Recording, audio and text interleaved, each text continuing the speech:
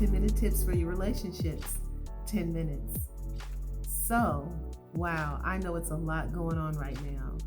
A lot going on right now. And people are having to be at home with their children, having to be at home with their spouses. We're having to do things that we've never really done before.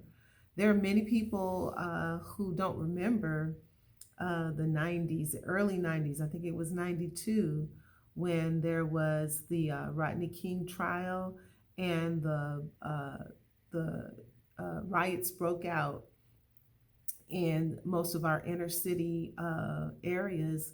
I mean, I remember being a very young wife and mother at that time.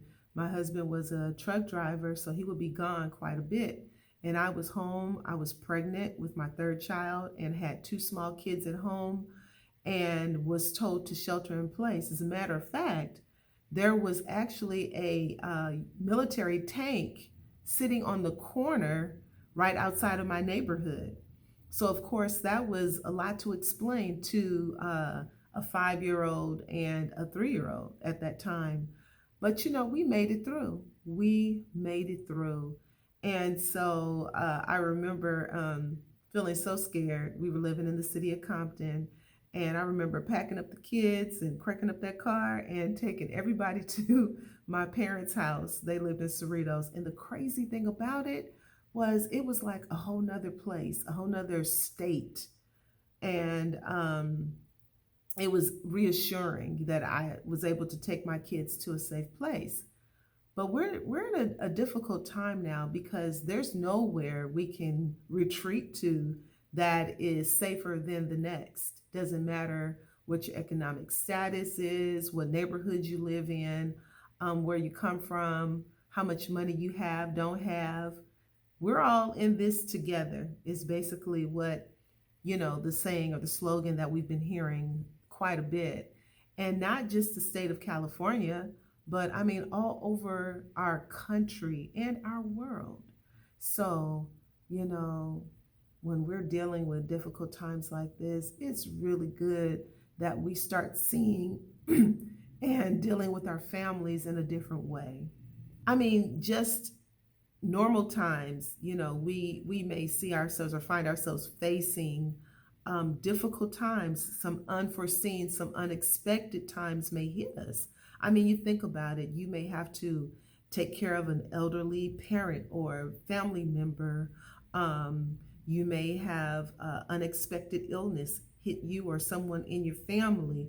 You may lose your job or just, so many things that could and may happen. But what do we do when a whole pandemic hits our world, our country? How do they say safer at home? How do we really retreat to home, a place that's supposed to be like a retreat, a place that you come to after a long day of working and going to school and just being out there, if you're in ministry, helping people, doing things, going places. Our homes are supposed to be a place that we retreat to. But now, some people may feel like our home is our jail. And we shouldn't feel that way. Because guess what? There's some people who are hoping and waiting to settle down in some gymnasium somewhere just so they can have a cot to sleep on. So we have to kind of get our minds thinking in a different direction. And that's what I want to do today. I just want to talk about how we can just be more of a blessing and more understanding in our relationships while we are hunkering down together, while husbands and wives and significant others, moms and dads and children, family members are hunkering down. We're in the same space together for a long period of time. So I've been trying to tape a 10-minute tip for several days. And I called my producer and I just finally told him, I said, look, there is not an empty spot in my house. There is nowhere I can go to quietly tape this 10-minute tip. I was saying either I would have to be up super early in the morning or late at night. But guess what? Everyone's sleeping patterns are off. So there's a TV on, there's something going on, someone moving and shaking all day, all night. So what did I decide to do? Shh, don't tell anybody. But I came down to my office.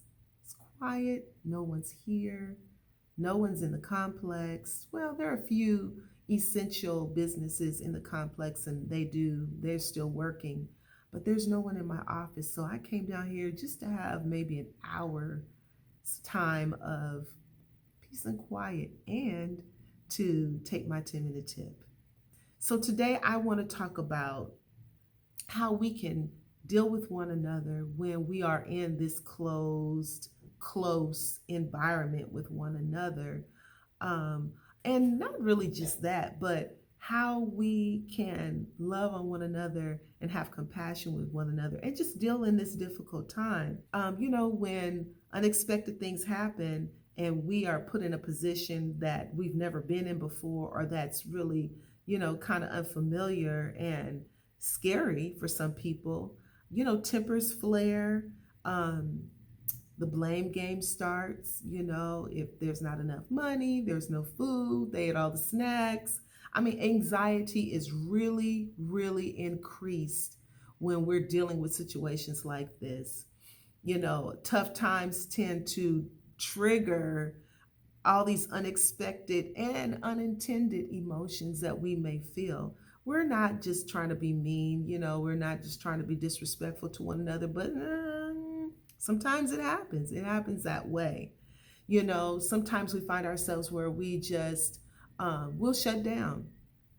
We don't want to say anything because we don't want to be disrespectful, or we'll suffer in silence just to, what we think, keep the peace. But that's not necessarily how that goes. Let me tell you a quick story.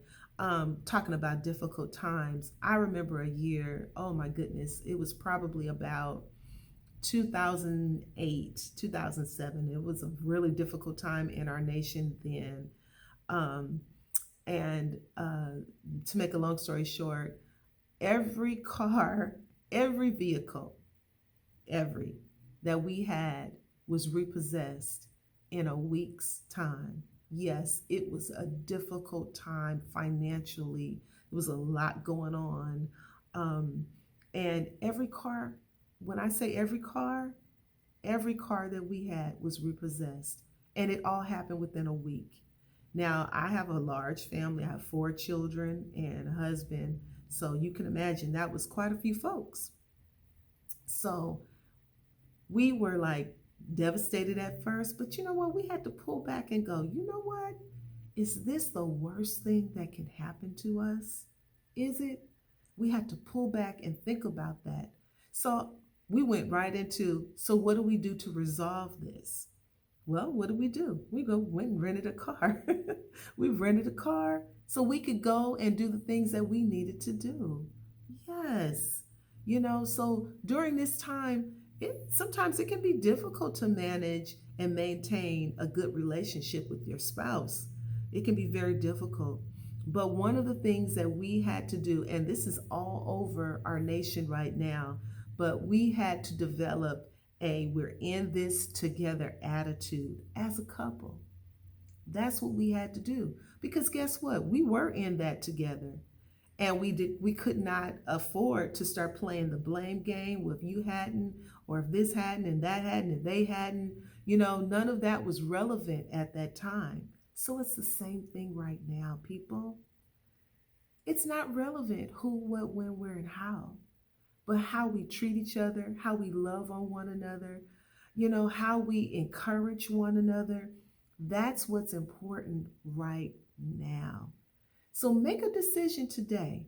Make a decision with your spouse that you're going to develop a we're in this together attitude, so that whatever you guys are facing, whether one of you was laid off, whether both of you were laid off, no matter what's going on, the kids are out of school till God knows when, have an attitude of we're in this together and we're going to work together See your spouse in a different way. Love on them like you've never loved on them before. Encourage them like you've never encouraged them before.